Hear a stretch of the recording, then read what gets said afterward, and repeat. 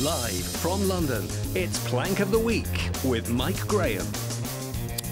Good evening and welcome to Plank of the Week. I'm Mike Graham. This is, of course, the one place where you can be as judgmental as you want, but you don't have to be, because we'll do all that for you. We're going to be looking back at all the plankery of the week and deciding who should win it, because, quite frankly, it's going to be a very tough test this week. I've got a fantastic panel, though. Dr. Renee Hoenderkamp is here, in case anybody needs any medical assistance. James Whale is here. Lovely to see you, James. He doesn't like me calling him a legend, so I'm not going to do that. No, Laura Dodsworth is here as well. Have you written any new books lately? No? No. Look, I'm just stopping right there for now. Give me another week. Mr. Peter Bleksley, who's here in case anybody gets out of line, because he used to be a copper, as you all know. Now, here's what we're fighting for, the Plank of the Week, which is very much treasured by everybody who's been awarded it. Let's kick off with Dr. Renee. What have you got for us? OK, so my first one is quite light-hearted, but I watched at the weekend with absolute hilarity the pictures that came out of Buckingham Palace of the Republican group who are against our monarchy. Yeah. And they'd actually made the effort of buying tickets to get into Buckingham Palace, ordering some T-shirts with letters on, getting to the point where they wanted to have their photos done and make their protest, and they all lined up to spell no to Minging King.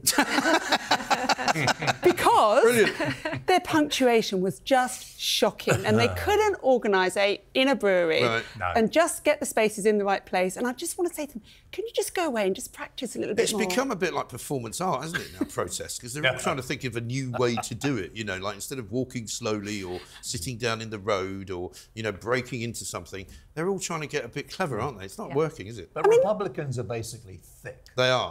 They are thick. Right. And if they don't want to live in this country with a monarchy, there are many other countries they can go to. Well, that guy, Graham Smith, who's the leader of their group, who I think is in the process of deciding to sue the Metropolitan Police for arresting him. This is a guy who's such a plank, and he was on Plank of the Week a while ago. He goes and tells the police everything he's about to do, and then is surprised when they arrest him before he does it, right? And he goes, well, that's not the agreement. And they go, well, we've just done you up like a kipper, mate, haven't we? He's from South Africa, I understand. He's not even British. And he's here complaining that he doesn't like the king. We wouldn't want these people running the country when they can't even get a simple three-word sentence right, would we? So what exactly were they trying to say? So they were trying to say not my king, but the person who was responsible for getting the T at the end of not moved over and snuggled up to my. That's ridiculous. And, of course, unfortunately for them, he actually is their king. If they live in Britain and they're British subjects, they are the subjects of the king, are they not, James? Yeah, they are. And I quite often invite some Republican people to come on my show. They refuse to come on and be interviewed by me. Yeah, they refuse. They think I'm going to be rude to them.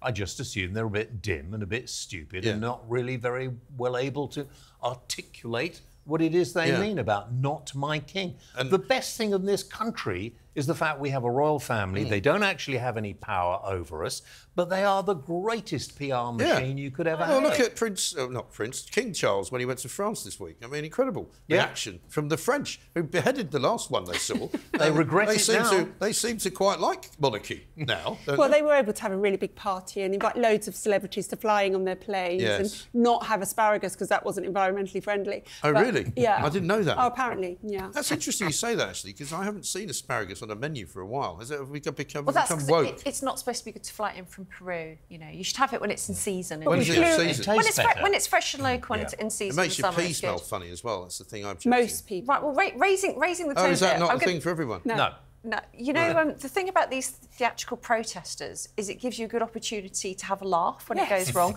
Do you remember the environmental protester who spilled orange paint down herself? Yes. You know? That's brilliant. I love all that. It is funny when they don't get the publicity they were looking for. Yeah.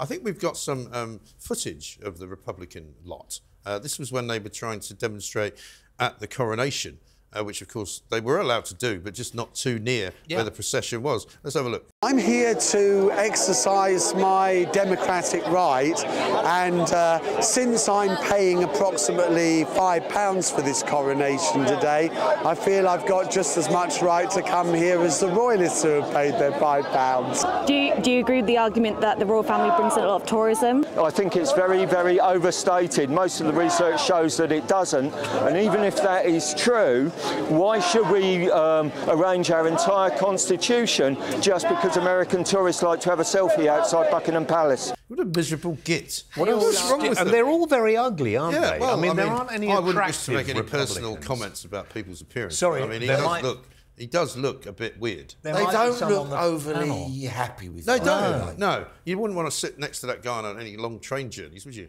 But, you know, would they be happy with a Macron at the head of their, you know, country? Well, the French apparently like King Charles a lot more than they like Macron. Exactly. They don't like him at all. King Charles clearly paid attention to French lessons, didn't he? Did you hear him? Yeah. Well, to be fair, he had quite a lot of time to learn French. He didn't have anything else to do. He's quite good at German as well. But he's obviously got a natural bent for that particular language, but there we are. James, Bristol University, what have they been up to? Oh, golly gosh. You know, I don't know why you bait me like this, because it's not good for my image as a serious broadcaster. Look, listen. I should have put a tie on. Yes. I don't know what tie you'd wear with a shirt like that. I'm not sure either. White tie, do you think? Anyway, the fact is that Bristol University's Freshers' Week are refusing to have... That's where they all look at things they might want to do, and everyone knows that.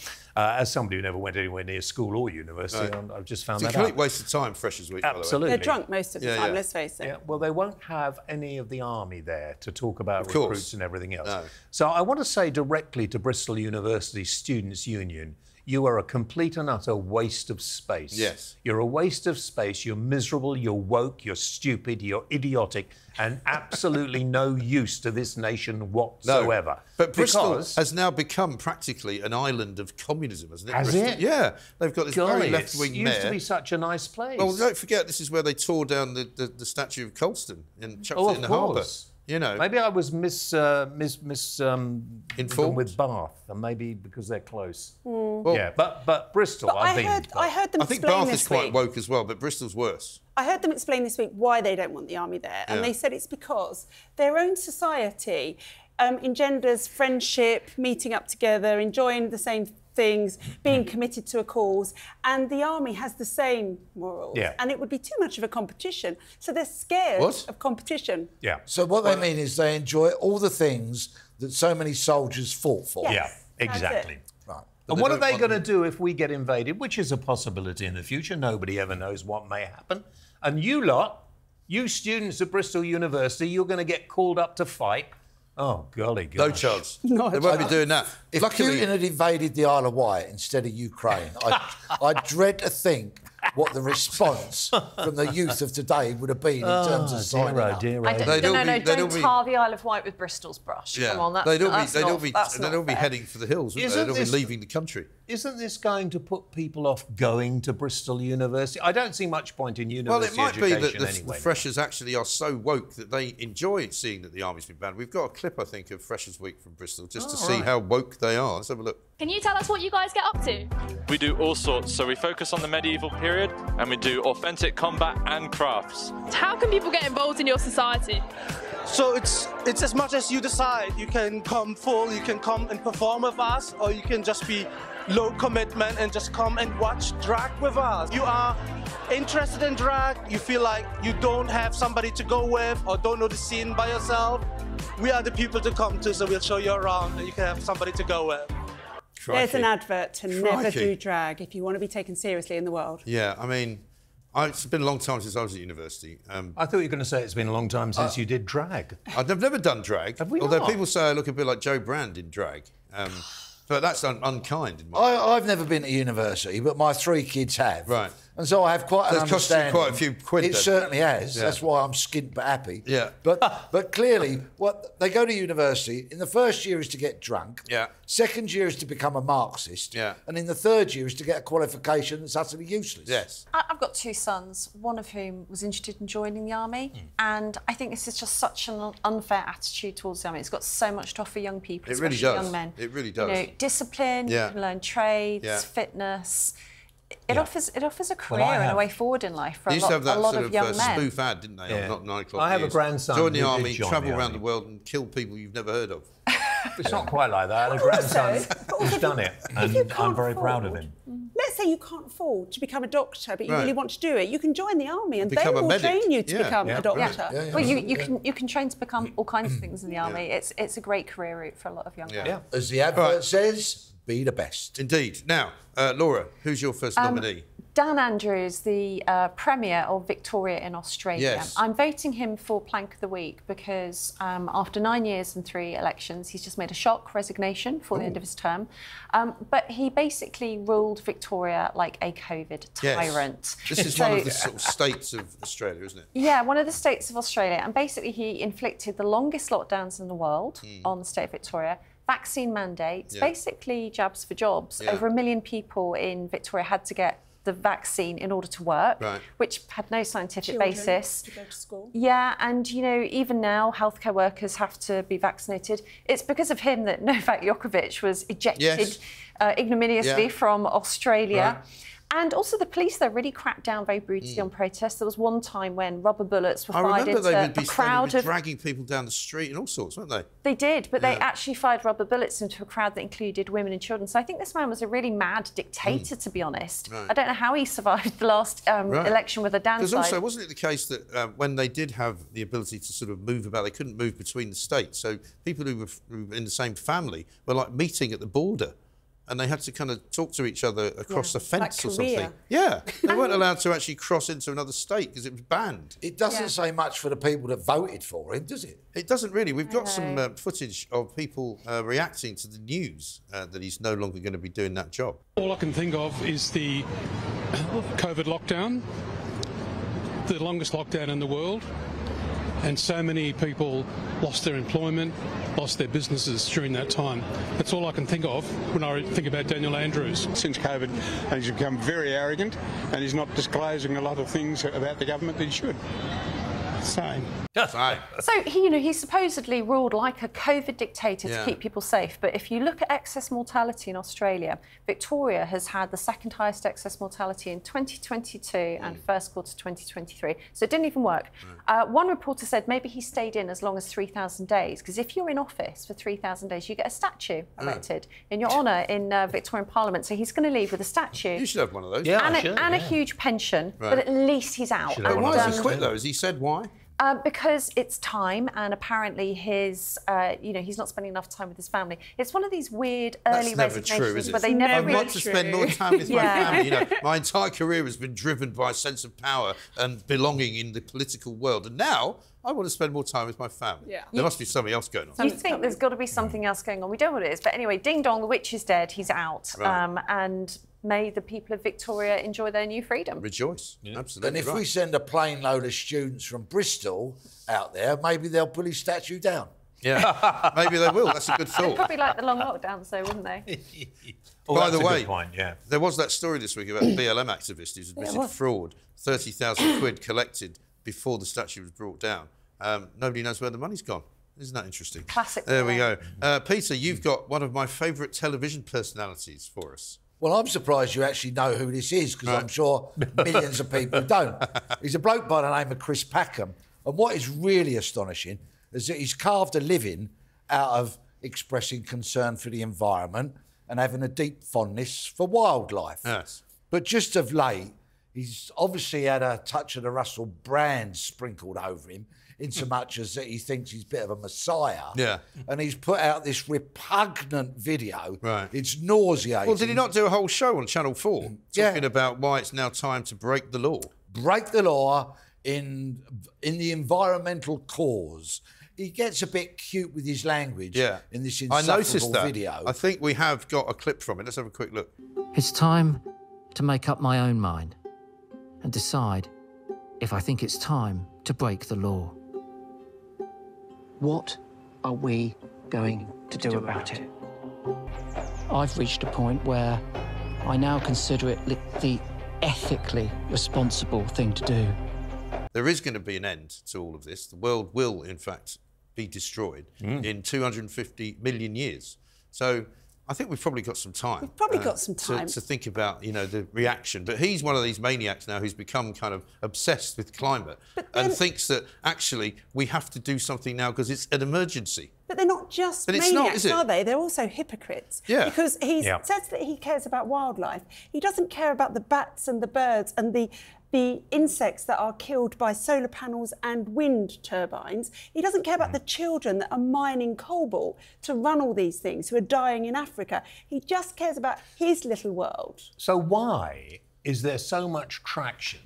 Why do so many people listen to this rubbish? And that over-the-top acting that he was doing, looking through the window. We can all do this makes you want to throw something at the TV. Yeah. Luckily, I stopped myself. They're luxury beliefs. You know, these people can make themselves think that they're really morally virtuous. This is all about virtue signalling. And, you know, you're in the club, in their little elite luxury belief club, if you believe the same things as them. They don't really have to demonstrate where this goes. They just leave it to everyone else to have to, you know, clear up the mess behind them, point out their hypocrisy, that people will die of cold in the winter, that children are mining for minerals in Africa, birds are being killed by wind turbines. I mean, it's just gross hypocrisy and luxury beliefs. And there is clearly a level of celebrity that is reached when people start to believe their own publicity and they think they are like these messiahs from on high and they should preach virtue to everybody. And of course, it's just nonsense. Of course it is. And you what is he notice going to how do? it's What law is he going to break? You didn't really say, did he? It's actually, well, if he does, he'll be in trouble, won't he? Well, let's hope so. Yeah, lock him up. It's interesting to note how they're backpedaling or trying to now.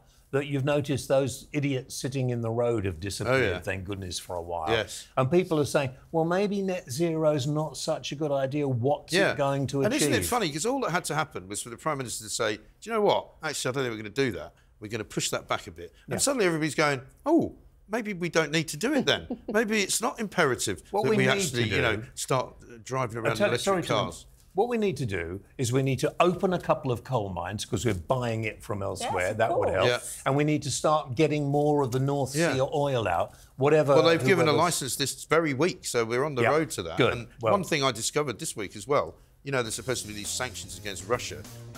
We buy most of our diesel from Russia via India. And it's been they sell it to along India, the way. they refine it and send it to us. Chris Packham should go to China and break the law there in protest. That's a good idea. Against off climate to China and with you. See what happens. Yeah, that's a very bigger good polluter idea. than the UK. Brilliant. Now, coming up in the next bit, we're going to be talking about Netflix. We're going to be talking about the former Speaker of the House and some of those Ramonas. They won't go away, will they? No. They won't be flushed. This is Plank of the Week.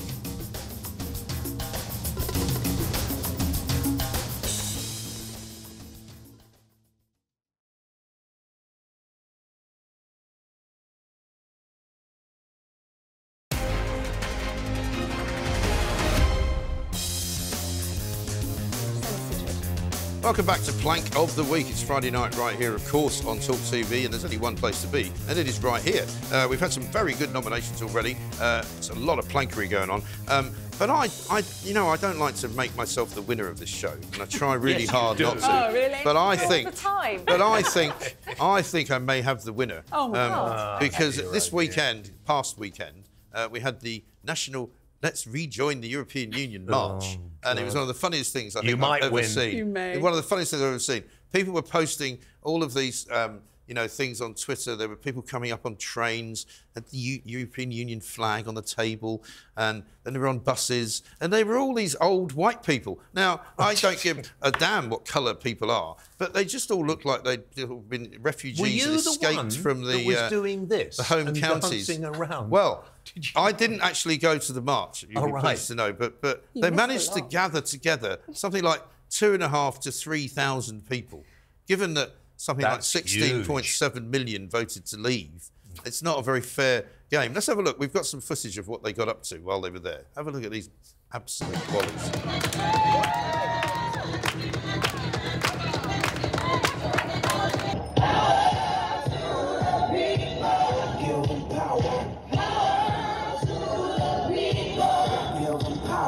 I don't know what world these people are living in, right? They're literally paying homage to a political organisation which is known to be not particularly democratic, you know, which is not actually representative of any particular belief system. And is failing. It's almost like a civil service department. They're waving flags to it, you know, they're singing songs about it.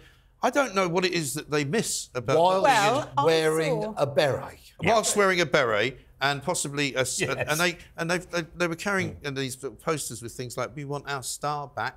Well, You're kind of going, what is wrong with you? When I first looked at that, Mike, I thought, this is the Greens conference. It must be. Yeah. Because it was that kind of misfit collection. That sort of vibe, wasn't That it? sort of vibe. But then I saw a woman explain exactly why we should rejoin the European Union. Yeah. And she said, well, I wanted to buy a tablecloth from Germany and I couldn't. Import taxes. What? Well, there you go. I mean, if there this is the thing. They all bang on about, I can't go to Europe anymore. There's no freedom of movement. Well, you can actually. You just get on a ferry or a plane, or in fact, or a train. Or a train. You can take the train. You get your car on the train. I don't know what they're going on about. Well, the thing I worry about is they're as stupid looking and as ugly as the Republicans. So maybe they're all together. They might well be some of them that cross over into the two groups. Can we just change this once? I'll shut up. Yeah. It's not the European Union. It is the European dictatorship. Yes. Well, that's absolutely right. I don't know what it is that they miss about paying for a load of MEPs that we now don't have to pay for anymore, paying for the Parliament, which we no longer have to pay for, paying for them to go once a year to Strasbourg en masse, where they all get on a big train and ferry themselves to another part of France in order to, sit there for a month. Nobody knows why. I don't miss being in the European Union, do you? Well, I am a committed European this weekend. Are you? As we speak, it's the Ryder Cup. Oh, right. So, come on, Europe. Yeah. It's almost as though, and I always get this whenever I go away, particularly if I go to Europe on holiday, they go, but you're a Brexiteer. What are you going to Europe for? You hate Europe. I'm like, no, I don't. No. I don't hate Europe. I love Europe. I love France. I love Italy. I love Spain. Yeah. I love Germany. But I don't love the European Union. It's insane. Even in Europe, nobody waves the European Union flag. They wave the Italian flag or the Spanish flag or the French. Yeah, they wave their own country's France, flag. They Nobody don't worships like it like we do. It's another cult. It's weird, isn't it? It is very cult-like. They're completely disassociated from reality because, to start with, they think it's a good look. They think that all that weird dancing and their funny song is a good look. Yeah. So if they think that's a good look and is going to bring people over who... Like, if they think that somebody who voted Leave is going to change their mind as a result of that protest, they're severely delusional. Yeah, well, I think delusional is another word for them. European Union harmony is falling apart at the seams. Yeah. Yes. And why? Immigration. Right. Watch all the countries now gradually getting further and further apart. Suddenly, they're starting to patrol their own borders. Yeah. Right? Italy and France About now, there's a time. proper border. Poland, Germany. Yeah, Poland, Germany. They're not interested in taking any more refugees. They're not interested in taking any more guff from the European Union. And you know who came over specially for it from the European Union? Our favourite European, Guy Verhofstadt, who's one of the most obnoxious, ghastly individuals I've ever seen. And he was standing next to Steve Bray, that obnoxious bloke with the megaphone, who used to just shout, "Stop Brexit," every 5 minutes. Who needs to get a job? And, I mean, we got a picture of it, good. It just beggars belief that they want this thing so much that, 7 years after the referendum, they're still banging on about it.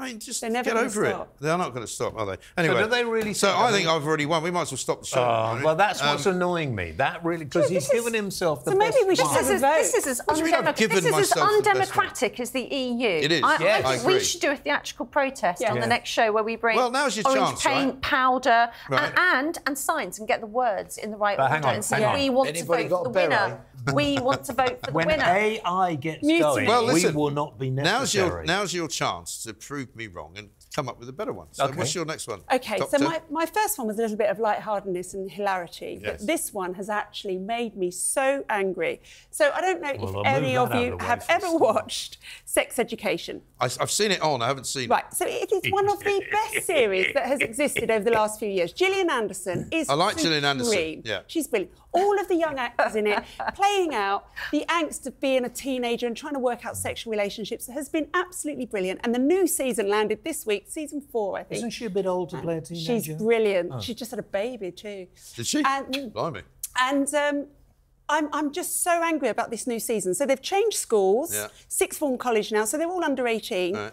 And it is a woke fest school of rainbows. That's all I'm going to say. There are almost no heterosexual children there.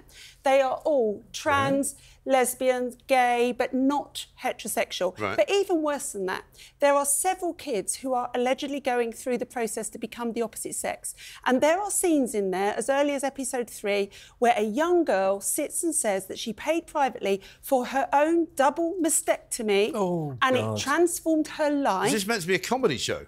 There is the other one talking to her about how She wants to have her breasts cut off, but she can't afford it and the wait list is so long. Later on in the programme, there's a phone-in radio show where the mum of that said girl phones in and says she's really worried about her daughter wanting to have her breasts cut off. Let's call it a mastectomy. It's not top surgery, it's a double mastectomy. And Gillian Anderson, who is the sex therapist on the radio, advises the mum to just get on board with her daughter and help her along the journey. Oh, God. How old is her daughter? 17. That is affirmation therapy. Yeah. It is proven not to be the way forward. That's terribly woke as well, isn't it? It's terribly woke, and it's what it is propaganda for our teenagers who do watch this programme. Right. Well, it's one of the biggest shows on Netflix. I am so angry about it. Right. It's ridiculous, isn't it? How, you know, you get this kind of, you know, miasmic view from the world of Hollywood, you know, in the same way that they're mad about the climate crisis, you know, they're always talking about it. And now this, because they think it's the right thing to say. Well, a lot of people in TV are quite socially progressive, let's say. Well, is that like woke? That's one problem. and the other is there's a lot of very deliberate social engineering in TV. I've written about it, as you know, so it doesn't come as any surprise. That's pure propaganda. It really is. That's supposed to be normalising the idea of elective double mastectomy for teenage girls. It's really irresponsible. But the thing is, you know, it's not going to be very long. I predict it's going to be a matter of a few short years before people look back on that and think it was verging on criminal. But isn't that, I was going to say, isn't that criminal? The tide is turning, and people are going to look back on it very, very judgmentally. But Laura, look, we have 1,000 families now who have gone through the Tavistock Clinic who are going to sue the NHS. Some of them already are. Yeah. We have because of the wrong advice because they were of the wrong given. advice. Yeah. We have boys who, age 19, have already had their penises removed. We have girls who've had double mastectomies. Another 3 years, think how many of those children will be damaged by this. I am And so many of them have come out after having had something, you know, like that done and say they now regret it, but they can't go back. But that's exactly the age where you're not sure what you want to do, what you want. Yeah. Until you get to about 23, 24, you're not really sure, are you? You change your mind all the way. Your brain's not fully mature Netflix till your early 20s. should be ashamed of themselves. Any responsible parent or carer should do everything possible to prevent their children from mutilating themselves. Thank you.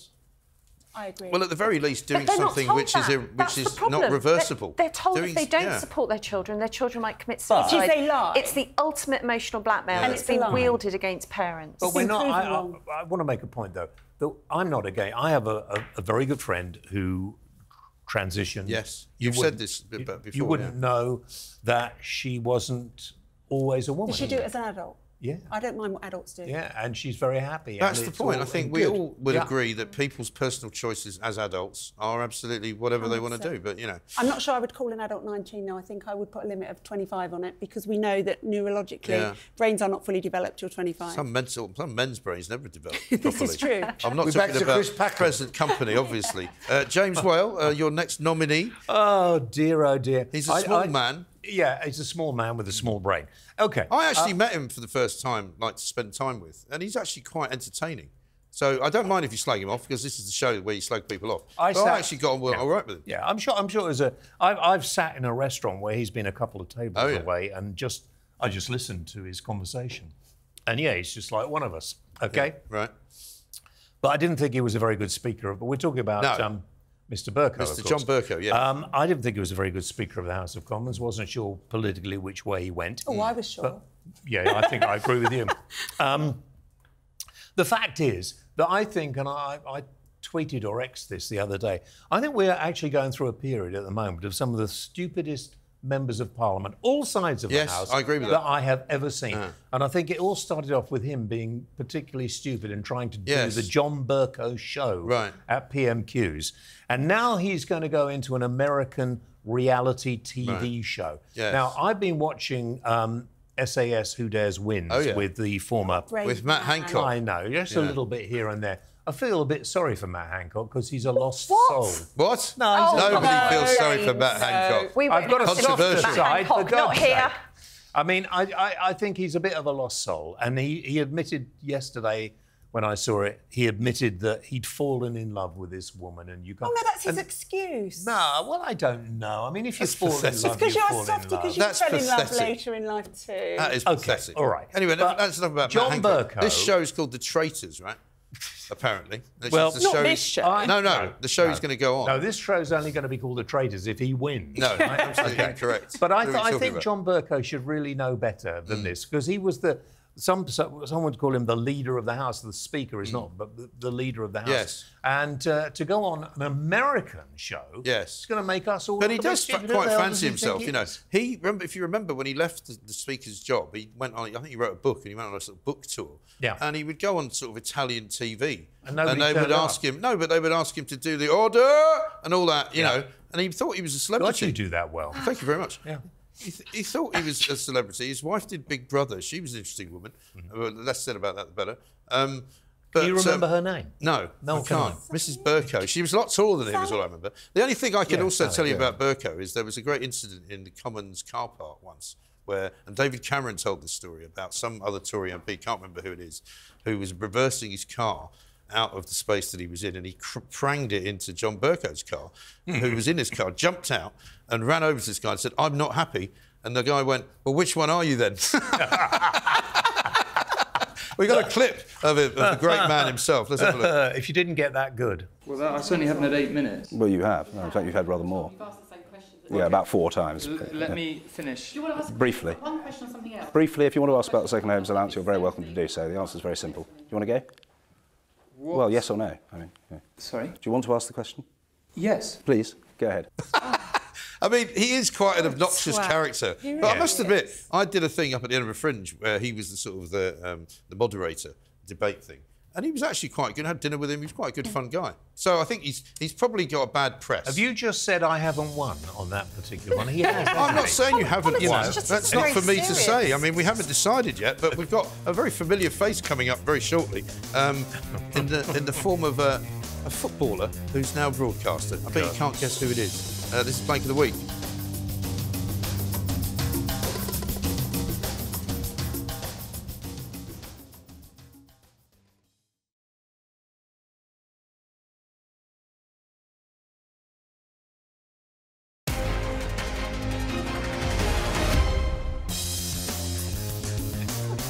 Welcome back to Plank of the Week. We're more than halfway through already, but we've still got some great ones coming up. And I'm delighted to say that Laura Dodsworth's next nominee is a man whose name is very familiar to Plank of the Week viewers. So do tell us who it is. Yeah, I think you'll like this one. So I'm nominating Gary Lineker. He had an interview in the Times this weekend with a lot of very coy skirting around the subject of whether he's a sex symbol or not. I don't really know why the journalist was so keen to find out whether he thinks he's a sex symbol. Right. But he said he can't because he's 62. And I thought, well, hang on a minute. He does look pretty good for 62, you have to say.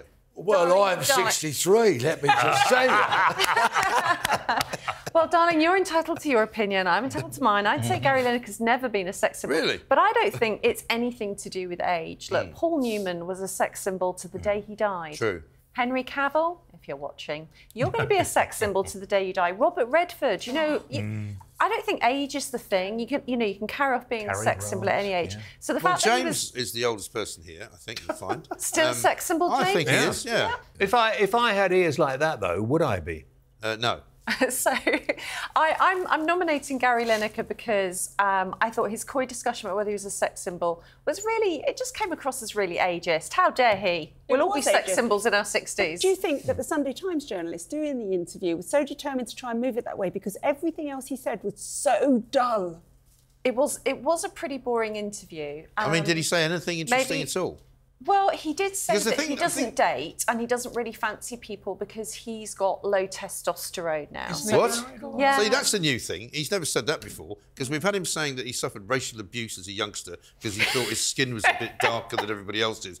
Even in a football team where there were actually some black players, right? He's also said that he's liked having a refugee staying with him. He's also said that he wants to save the planet, even though he's been seen driving around in this massive Mercedes. Yeah, he's got a song out about immigrants. I mean, he's such a virtue signaller. He really is, because I would have thought he would have doctors that were up enough on this who would have said to him, listen, Gary, if you're suffering because your testosterone is low libido, we can sort that out for you. Yeah. I've been rubbing some gel on, and it apparently is very good. Rubbing some gel on what? On my chest. Growing hairs. On my chest. Sorry. Because if you've got low testosterone, and one of the things from what I've got, it does, but it can give you other I think you've got to rub it somewhere else. No. To be honest, I'm not sure if rubbing stuff on your chest. Rub it on somebody else's chest. Maybe that would work. No, but if you rub it on your chest, don't rub testosterone on your wife's chest. No, don't do that. What That I will was have told. You don't fancy a woman with a hairy bad chest. consequences. No, apparently it does.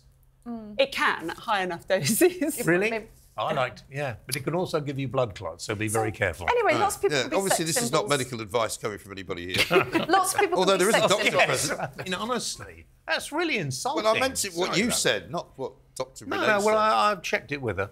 All right. Lots of people can be sex symbols in their 60s, 70s, even 80s. It's just that Gary Lineker was never a sex symbol. Sorry, Gary. Yeah, but it's a matter of taste, isn't it? I mean, they say there's always somebody else for somebody else. You know, there's always somebody in the world that you can find that will find you sex attractive. symbols usually cross the divide, don't they? That everybody looks at them and thinks, wow, you know. I mean, look at Helen Mirren. I mean, there are so many sex symbols who are older. He shouldn't be writing people off like that. I suppose it's not really his fault that everybody wants to interview him, though. Some people get better looking as they get older. Yeah, you I can do. look forward to that. I am better looking now than I've ever been. A panelling case. Richard Gere. Well, yeah. I'm going with Paul Newman. No, Richard Gere's only got 2 expressions, and he does them in every movie. It's looking down like that, and then the other one's kind of looking up like that. It's the only 2 things he does. That's it. In every film. Anyway, Peter, your final plank. He's a sex symbol. Now, I don't want to sound like a recruiting sergeant for the police, but You don't usually. There are so many brilliant careers you can do within it. Right. And be a dedicated public servant, travel the world, catch murderers, terrorists, work on the front line, help people in their moment of need, and many, many more. However, there is one unit that I suggest nobody would want to serve on, and it is soon to be formed by Police Scotland. Oh, yeah. And it's their hate crime unit. No. Which is being formed in response to Humza Yousaf's legislation.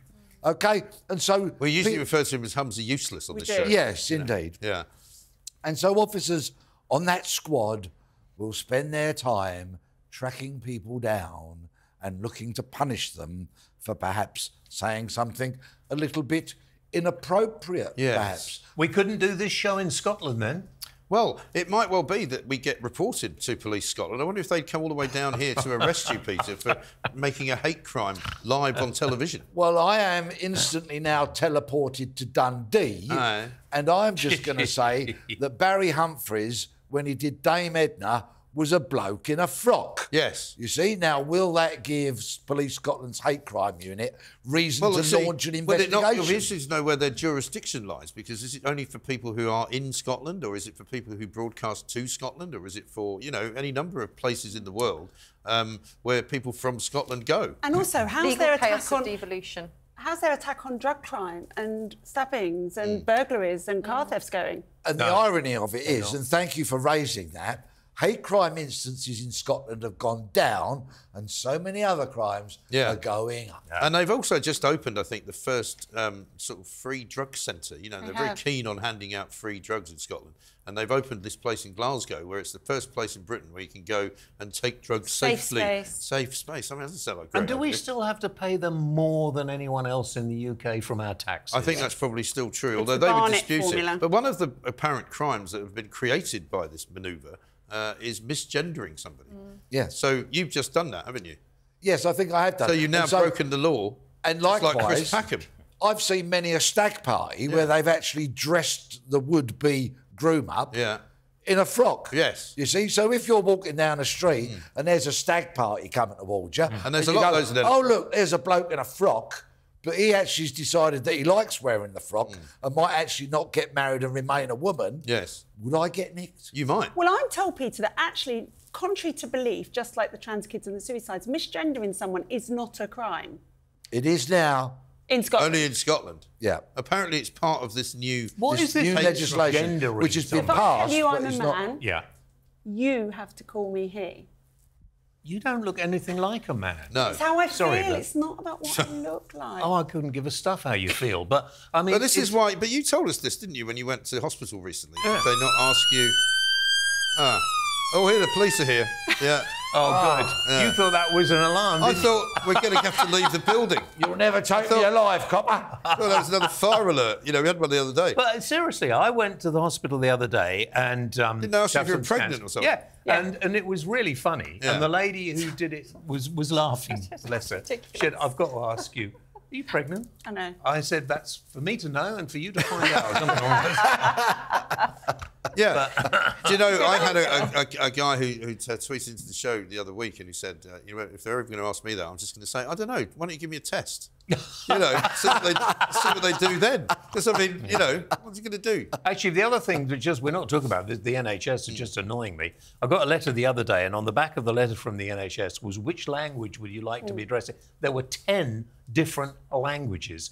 What a waste of money. 10. That is ludicrous, isn't it? As far as I can remember, yeah. I've got you can probably photograph of sue it them on the grounds that they haven't included your own language. Yes. But we've got a very funny little clip here about how woke the police are in Scotland. I would like to apologise to Scotland's blind community. I hear your concerns, and I promise you they will not fall on deaf ears. I would like to apologise to the deaf community. I would like to say sorry. When I realised what I'd said, honestly, I had a fit. I apologise unreservedly to all of the epileptics in Scotland for my use of the word fit. I completely understand why you've got to be in your bonnet. I would like to apologise to anyone connected with bees or the wider bee community. I mean, this is where it all ends up. You end up apologising to more people than you actually... It's Monty Python-esque now, well, isn't it? I mean, I find it really amazing that people who do these kinds of jobs can do it with a straight face. I mean, like the woman in hospital laughing, because you'd have to laugh. You'd be going, not only sorry. that, she had to say, would you like a chaperone? Why? I have no idea. Well, because apparently if you're in a room with somebody of the opposite sex... Oh, I see. But I could have been gay. You could have been. So in some ways you could have complained that you were being sort of misdirected or sexualised. I get the I found a good one this week. Yeah. Because doctors get things levied against them all of the time. So if somebody else is in the room, you protect yourself from those accusations. Interestingly though, my male colleagues have to have a chaperone if they examine a woman. I don't have to have one if I examine a man. Well, that's flipping unfair, isn't it? It is. So you've got the choice to abuse them or not? Absolutely. Yeah. God, have you got, where are these chaperones then? Are they just sitting It's in a usually room the receptionist. with a door marked chaperone? I don't know. You know. Well, listen, I found a good one this week, another sort of category for you all, which I'm going to be explaining coming up very shortly with my final nomination. This is Plank of the Week, back after this.